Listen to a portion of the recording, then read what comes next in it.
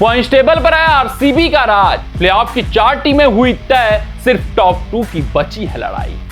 अगर हम बात करें आईपीएल 2025 की तो ये मिड ऑफ आईपीएल ढक चुका है। पॉइंट टेबल की तस्वीर अब धीरे धीरे साफ होती हुई नजर आ रही है। अगर हम बात करें 5 टीमों की जो बाहर हो चुकी हैं, वो तो फिक्स हो चुका है, वो तय हो चुका है। आपको अपनी इस रिपोर्ट में पूरे विस्तार से, पूरे तफसील से बताएंगे कि वो 4 कौन सी टीमें हैं जिनका जाना सुनिश्चित है प्लेऑफ में। उसके अलावा बताएंगे टॉप 2 की लड़ाई दिलचस्प है, टॉप 4 की उतनी दिलचस्प नहीं है। क्या कुछ है पॉइंट टेबल का समीकरण, ये जो आरसीबी वर्सेस डीसी का मुकाबला समाप्त हुआ है वो कितना हितकारी है आरसीबी के लिए और कितना हानिकारक हुआ है दिल्ली कैपिटल्स के लिए, आपको समझाएंगे पूरे विस्तार से। तो आप वीडियो में अंत तक बने रहिएगा, एक एक बिंदु, एक एक पॉइंट टेबल के बारे में अगर आपको समझना है। तो आते हैं, आपको बताते हैं, दिखाते हैं कि पॉइंट टेबल का आखिरकार सूरत हाल इस वक्त क्या है। ये आपके स्क्रीन पर है। आरसीबी पहले पायदान पर आ चुकी है 10 मुकाबलों में 14 पॉइंट, जीटी दूसरे पे है 8 मुकाबलों में ही 12 पॉइंट हैं, एमआई तीसरे पे 10 मुकाबलों में 12 पॉइंट, डीसी 9 मुकाबलों में 12 पॉइंट,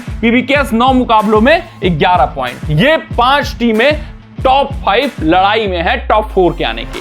वहीं बॉटम 5 की बात करें, अब इनका काम तमाम है। लखनऊ सुपर जायंट्स ये मोमेंटम अपना खो चुके हैं भाई साहब। अगर आप मिड ऑफ आईपीएल से मोमेंटम खोते हैं तो फिर वापसी कर पाना मुश्किल होता है। जो टीमें यहां से मोमेंटम पाती हैं, प्लेऑफ की रेस में रहती हैं, होड़ में रहती हैं, वही बनी रहती हैं अंत में। जो मोमेंटम यहां से खोती हुई जाती हैं वो लुक टेबल टॉपर हो, फिर लास्ट में वो बॉटम पर आ जाती है। लखनऊ सुपर जायंट्स के साथ ऐसा ही होगा। वो भाई साहब अब मोमेंटम ग्रिप आईपीएल 2025 से खो चुके हैं। अभी आप देखोगे वो एसआरएच के भी नीचे कुछ मुकाबलों में आ जाएंगे। टीम में भी उतना दम नहीं है। केकेआर 9 मुकाबलों में 7 पॉइंट, प्लेऑफ में पहुंचना बहुत मुश्किल है। वैसा ही एसआरएच का हाल है, आरआर का हाल है, सीएसके का हाल है।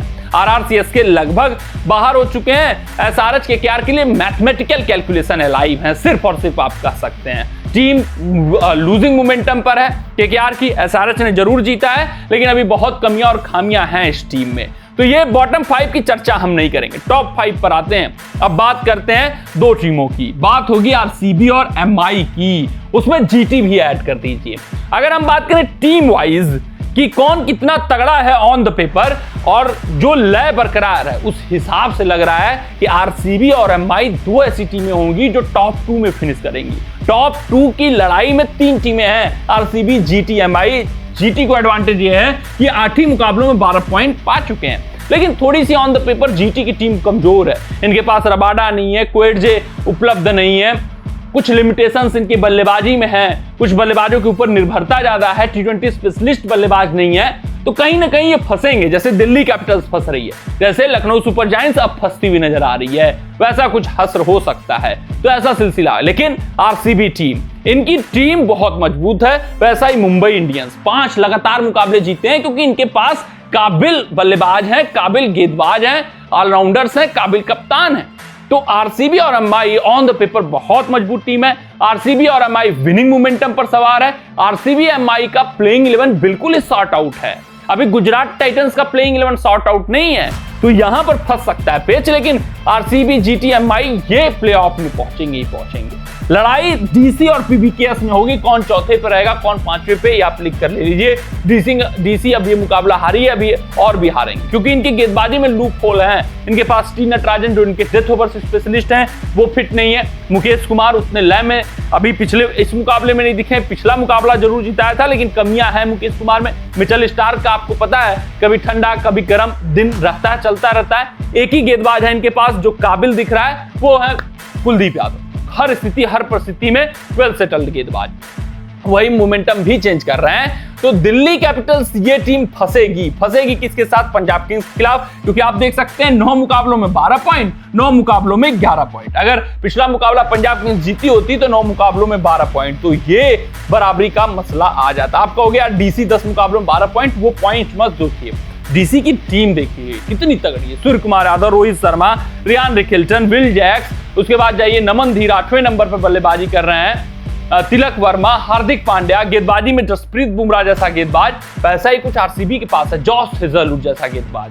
फिर कुणाल पांड्या अच्छा कर्तव्य निभा रहे हैं, श्रेयस शर्मा अच्छा कर रहे हैं, टिम डेविड का फॉर्म में होना, फिर रितेश शर्मा का फॉर्म में होना, रिमारियो सेफर्ट फिनिशिंग टच देने के लिए हैं, रजत पाटीदार इनके कप्तान बेहतरीन दिख रहे हैं, विराट कोहली का होना, तो ये जो खिलाड़ी है मैच विनर खिलाड़ी मौजूद है। वहीं डीसी में कोई उतना बड़ा मैच विनर नहीं है, राहुल अपने पुराने रंगत में आते हुए दिख रहे हैं, जीटी का भी वही हाल है। पंजाब किंग्स अगर इसी तरीके से जीतते रहे जिस तरीके से खेल रहे हैं, क्योंकि पंजाब किंग्स भी ऑन द पेपर मजबूत है, तो फिर ये ऊपर जाएंगे। डीसी के लिए ये हार हानिकारक साबित हो सकती है।